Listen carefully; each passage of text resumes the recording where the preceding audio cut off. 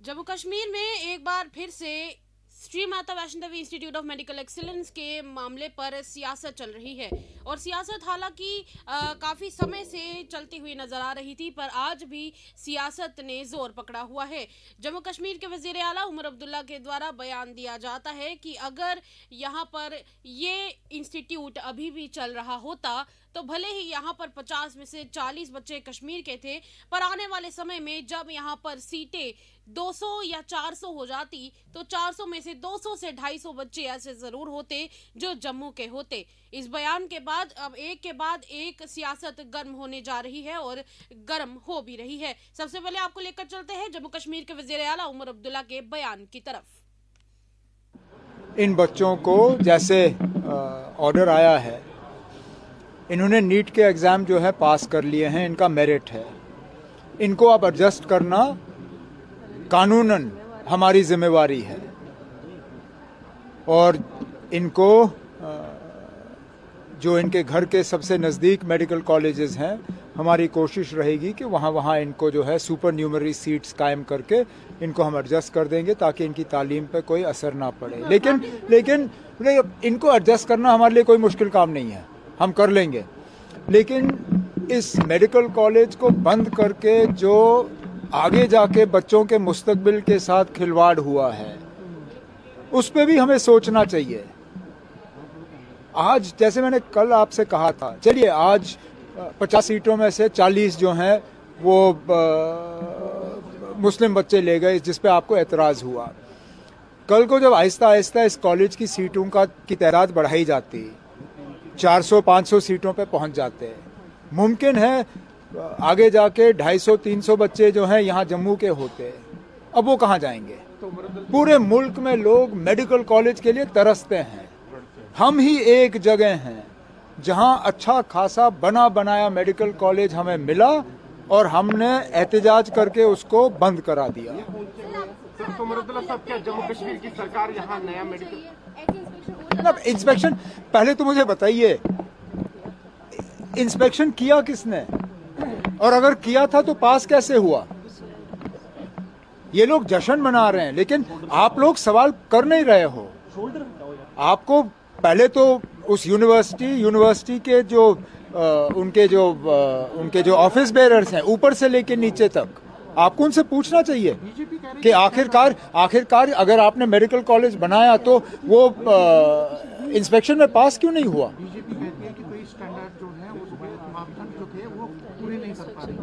फिर तो ये और अफसोस की बात है। इस यूनिवर्सिटी को हेड कौन करते हैं? यूनिवर्सिटी के चांसलर कौन हैं? कहीं ना कहीं आपको उनसे भी फिर सवाल करना चाहिए। मेरे यहाँ तो आप पहुंच जाते हो सवाल करने के लिए, जरा वहां भी डेरा जमा के सवाल करिए ना कि अगर आज बीजेपी इस बात पे खुश है कि यूनिवर्सिटी ने अपने स्टैंडर्ड्स मेंटेन नहीं किए, अगर स्टैंडर्ड्स मेंटेन नहीं किए तो इसके लिए कसूरवार कौन है और उनके खिलाफ कार्रवाई क्या की जाएगी? क्योंकि चलिए इन 50 बच्चों को हम एडजस्ट कर देंगे, लेकिन जो आगे जाके नुकसान हुआ है बच्चों के मुस्तकबिल का, उसके लिए कोई ना कोई तो जवाबदेह होना चाहिए। जो गवर्नमेंट क्या वो वापस आपकी साइलेंस हो रही है गवर्नमेंट की तरफ से, क्या वो वापस जो एड मिली थी मेडिकल कॉलेज को गवर्नमेंट की तरफ से? नहीं, वो यूनिवर्सिटी को दी थी हमने एड, और हम उन लोगों में से नहीं है जो पैसे गिन के वापस। इलेक्शन में है साइलेंस, क्या आपकी अनएम्प्लॉयमेंट बढ़ गई है और बाग और ऑर्चर्ड्स और जो है ट्रीज को कट किया जा रहा है और आप खामोश है और अनएम्प्लॉयमेंट बहुत बढ़ गई है? मेरे पार्टी के साथी मुझे अक्सर कहते हैं कि मुझे थोड़ा सा और खामोश रहना चाहिए। वो कहते हैं मैं ज़्यादा ही आप लोगों के सवालों का जवाब देता हूँ। मुझे बताइए ना, अब कौन सा ऐसा इशू है जिस पे मैं खामोश रहा हूँ? कोई ऐसा इशू नहीं है ना अब जिस पे मैंने जो है बात ना की हो। बाकी आगे जाके अगर वो मुझसे किसी इशू पे सुनना चाहेंगे, असेंबली का सेशन आ रहा है, उनके मेंबर से कहिए, सवाल डालिए, सवाल का हम जवाब दे देंगे। यहाँ पर वजीर आला की तरफ से एक तरफ वार किया गया तो पलटवार करने के लिए भारतीय जनता पार्टी भी पीछे नहीं रही। जम्मू कश्मीर भारतीय जनता पार्टी के अध्यक्ष सत शर्मा की तरफ से भी पलटवार के रूप में जवाब दिया गया और उन्होंने ये भी कहा है कि कहीं ना कहीं जम्मू कश्मीर के वजीर आला उमर अब्दुल्ला के जितने भी बयानात हैं, जितने भी स्टेटमेंट्स हैं, वो सभी के सभी स्टेटमेंट्स कहीं ना कहीं सभी धर्मों को आपस में लड़ाने का काम करते हैं। देखिए, इससे पहले उनके बयान दोनों धर्मों को लड़ाने के लिए किए जाते थे। उन्होंने जो बयान दिए समय समय पर, उससे दो धर्मों के बीच में कहीं ना कहीं रिफ्ट जो थी वो बनती थी। उस वक्त उन्होंने सोचकर बयान नहीं दिया। एक लड़ाई थी जो एक धार्मिक आस्था को लेकर यहाँ के लोगों ने लड़ी। मैं ज्यादा उसके बारे में नहीं करना चाहूंगा और मैं चाहूंगा भी नहीं कि इसे पॉलिटिसाइज किया जाए, पर मुझे समझ नहीं आती कि हमारे मुख्यमंत्री जी से धर्म के साथ क्यों जोड़ते हैं, हमारे मुख्यमंत्री जी से पॉलिटिसाइज क्यों करते हैं। अपने कार्यकाल की तरफ ध्यान दें। लगभग 1.5 साल के अंतराल में, 1.25 साल और 1.5 साल के बीच का अंतराल हो चुका है। उनके माध्यम से कोई कार्य नहीं हुए, लोगों को पानी नहीं मिल रहा, बिजली नहीं मिल रही, कार्यों में ट्रांसपेरेंसी नहीं है। अपना आम जनता का ध्यान इससे हटाने के लिए, दूर करने के लिए उनके माध्यम से ऐसे बयान लगातार से दिए गए हैं। ये लोगों की सेंटिमेंट्स की लड़ाई थी और हम लोग धन्यवादी हैं एनएमसी के भी और जेपी नड्डा जी के भी। वो 50 बच्चों की पढ़ाई कहीं जाया नहीं हुई, उन्हें कहीं ना कहीं एडजस्ट किया जाएगा, सीधे तौर पर कहा गया है। और एनएमसी किसी मंत्री के कहने के ऊपर नहीं चलती, किसी सरकार के कहने के ऊपर नहीं चलती। उनके अपने प्रावधान हैं, अपने मापदंड हैं। कोई इंस्टीट्यूट उनके मापदंडों के ऊपर खरा नहीं उतरता तो उसे कैंसिल किया जाता है और उसी के अंतर्गत ये मेडिकल कॉलेज को कैंसिल किया गया है।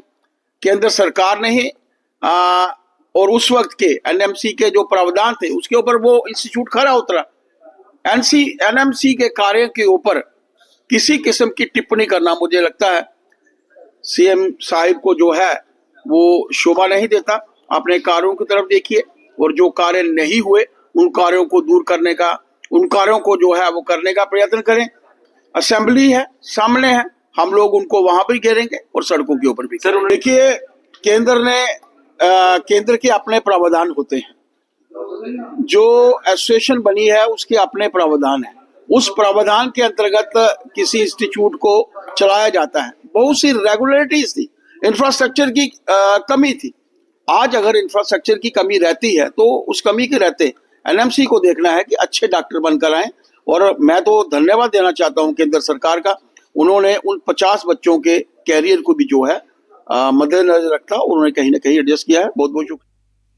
और इसी के साथ पलटवार करने में संघर्ष समिति भी पीछे नहीं रही है। संघर्ष समिति को लीड करने वाले कर्नल सुखवीर मनकोटिया से भी जब हमने कांटेक्ट करने की कोशिश की और उनके जरिए भी एक वीडियो जारी किया गया है जिसमें उनका ये कहना है कि जहां पर जम्मू कश्मीर के वजीर आला ये कह रहे हैं कि बाद में सीटें बढ़ जाती तो उन्हें कैसे पता था कि सीटें बढ़ने वाली हैं आगे।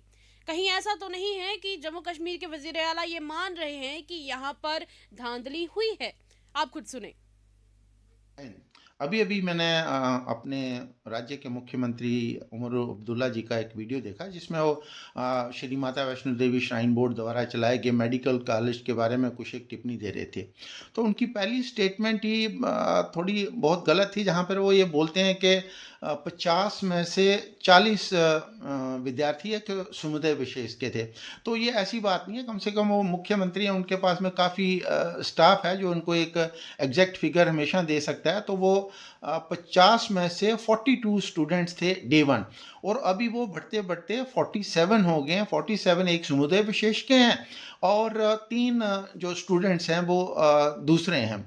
और उसके बाद में उनका ये कहना कि हर साल इतनी वैकेंसीज बढ़ती और उसके बाद में इतने बच्चे हो जाते, इसके बारे में वो इतना कैसे श्योर हैं। और दूसरा उनका ये कहना कि तब उसमें हिंदू बच्चे भी 200-250 के करीब हो जाते। तो इसका मतलब वो इस बात को मान रहे हैं कि अब की बार धांधली की गई है और जो इन फ्यूचर में रिक्रूटमेंट होगी उसके अंदर ऐसा नहीं होगा तो जम्मू के बच्चों को भी अपॉर्चुनिटी मिलेगी। ये तो स्टेट वही कहता है ना, इसका तो जो इंटरप्रिटेशन हुई ये इसकी यही हुई।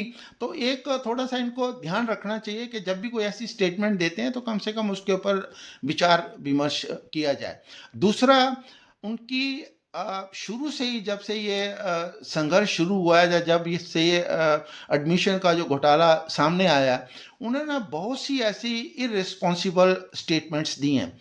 जहाँ तक संघर्ष समिति का सवाल है, संघर्ष समिति ने हमेशा आस्था की बात करी है। वो सिर्फ माता वैष्णो देवी श्राइन बोर्ड द्वारा चलाए हुए इंस्टीट्यूशंस की बात करते हैं। वो जो डोनेशन का पैसा है उसका कैसे इस्तेमाल होना चाहिए उनकी बात करते हैं। संघर्ष समिति का अभी भी मानना यह है जो सरकार के काम है वो सरकार को करने चाहिए और जो माता वैष्णो देवी श्राइन बोर्ड के काम है वो श्राइन बोर्ड के काम होने चाहिए। श्राइन बोर्ड का काम कोई भी ऐसे मेडिकल कॉलेजेस चलाना नहीं है, वो सबको मालूम है कि वो किस प्रकार से होने चाहिए। तो दोनों को अपना अपना काम करने दीजिए। और मेरा उमर अब्दुल्ला जी से निवेदन है कि ऐसी स्टेटमेंट्स मत दीजिए, क्योंकि अगर आपका लक्ष्य हमेशा ही वोट बैंक रहा है तो आपके वोटर्स कुछ एक सनातन धर्म को मानने वाले भी हैं। तो मैं उनसे भी आपके चैनल के माध्यम से उन लोगों से भी निवेदन करूंगा कि नेक्स्ट टाइम जब आपने वोट डालने हैं या आपके जो पहले के भी एमएलए जिनको आपने वोट डाले हुए हैं, कृपया इसके ऊपर सोचिए कि अगले आने वाले इलेक्शंस में आपने क्या करना है। बहुत बहुत धन्यवाद। और चलिए आगे बढ़ते हैं और इसी के साथ एक और ऐसी पार्टी जिसके द्वारा कल के दिन कोई जश्न नहीं मनाया गया। जी हाँ, बात हो रही है शिवसेना की। शिवसेना यूबीटी की तरफ से कल कोई जश्न जम्मू कश्मीर में देखने को नहीं मिला, जबकि जम्मू के कई सारे ऐसे इलाके थे, कई सारी ऐसी ऑर्गेनाइजेशंस थी जो कि जश्न मना रही थी कि ये कॉलेज बंद हो चुका है। और इसके बाद आज के दिन हमने शिवसेना से जब बातचीत करने की कोशिश की तब उनका क्या कहना है, आइए वो भी जानते हैं। देखिए, सबसे पहले तो मैं बता दूं कि श्री माता वैष्णो देवी द्वारा संचालित जो मेडिकल कॉलेज की मान्यता रद्द हुई है, इसके लिए कोई ये किसी की जीत नहीं है। मुझे लगता है कि हमारी धार्मिक आस्था के साथ बहुत बड़ा कुठाराघात हुआ है और मुख्यमंत्री भी जो अपनी पीठ थपथपा रहे हैं, जो मुझे लगता है कि कल से ही दुआ कर रहे थे कि मेडिकल कॉलेज की मान्यता ही रद्द हो जाए, उनके लिए भी कोई गर्व की बात नहीं है। एक राज्य का मुख्यमंत्री रहते हुए उनके राज्य का एक मेडिकल कॉलेज बंद हुआ है और हमारे लिए इसलिए जो है वो गलत बात है कि इस मेडिकल कॉलेज के साथ श्री माता वैष्णो देवी का जो है वो नाम जुड़ा हुआ था। देखिए, मुख्यमंत्री के अगर इस विवाद को लेकर पहले भी बयान देखें तो वो उन्होंने हमेशा आग में घी डालने वाला काम किया है। पहले भी वो ये कहते रहे हैं कि हम सरकार की जमीन वापस कर दे, सरकार का पैसा वापस कर दिए जाए, और मान्यता रद्द होने से मात्र कुछ घंटे पूर्व भी उन्होंने शायद यही प्रार्थना की थी कि मान्यता रद्द हो जाए तो अपने बच्चों को हम वहाँ दूसरे कॉलेजेस में शिफ्ट करें। देखिए, वह पूरे सूबे के मुख्यमंत्री हैं, उनके लिए हिंदू मुस्लिम सिख ईसाई सबके लिए एक जैसा जो है वो काम होना चाहिए। उनका फर्ज बनता था कि इस मामले का हल निकालते, वहाँ हल आपस में जो है मिल बैठकर हिंदू मुस्लिम सिख ईसाई मामले का हल निकाला जाता। ये तो मामले को जड़ से उखाड़ कर जो है फेंक दिया गया, यानी ना रहेगा बांस ना बजेगी बांसुरी। देखिए, जम्मू के लोगों को भी सोचना पड़ेगा कि हम आगे ये हमारे लिए बहुत बड़ा धक्का है, हमारे युवाओं के लिए धक्का है। युवाओं का भविष्य जो है इस मेडिकल कॉलेज के साथ जुड़ा हुआ था। आज 50 सीटें थी, बिल्कुल का 400 सीटें होती और 2 साल के बाद 800 सीटें होती। हमारे यहाँ के युवा जो है आगे बढ़ते, समाज की सेवा करते, डॉक्टर बनते। अब कई सारे लोगों का ये भी सवाल रहता है सबके चलते कि क्या सच में ये जो मेडिकल कॉलेज है ये बंद हो जाएगा? जवाब है नहीं, क्योंकि कहा जा रहा है कि इस मेडिकल कॉलेज को फिलहाल के लिए बंद किया गया है और हो सकता है कि आने वाले अगले 1 साल के अंदर अंदर ये जो कमियां एनएमसी के द्वारा इसमें देखी गई उन कमियों को दूर किया जाएगा। जैसे कि इसमें कई सारी कमियों की अगर लिस्ट निकाली जाए तो कहा जा रहा है कि यहाँ पर बेड्स कम थे, और भी अगर लिस्ट की बात करें तो लिस्ट काफ़ी लंबी है। पर कहा जा रहा है कि यहाँ पर जो भी कमियां हैं और जिस भी तरह की कोई इसमें त्रुटियां हैं उनको दूर किया जाएगा। ये तो फ्यूचर की बात रही, पर रही बात अभी की, तो अभी के लिए यहाँ पर सियासत इस मेडिकल कॉलेज को लेकर बहुत ज़्यादा गर्म देखने को मिल रही है। अभी सबके चलते आगे निकलकर क्या सामने आने वाला है, आने वाला वक्त बताएगा। पर तब तक के लिए आप लोग हमारे साथ इसी तरह की खबरों के लिए बने रहिएगा और देखते रहिए द न्यूज़।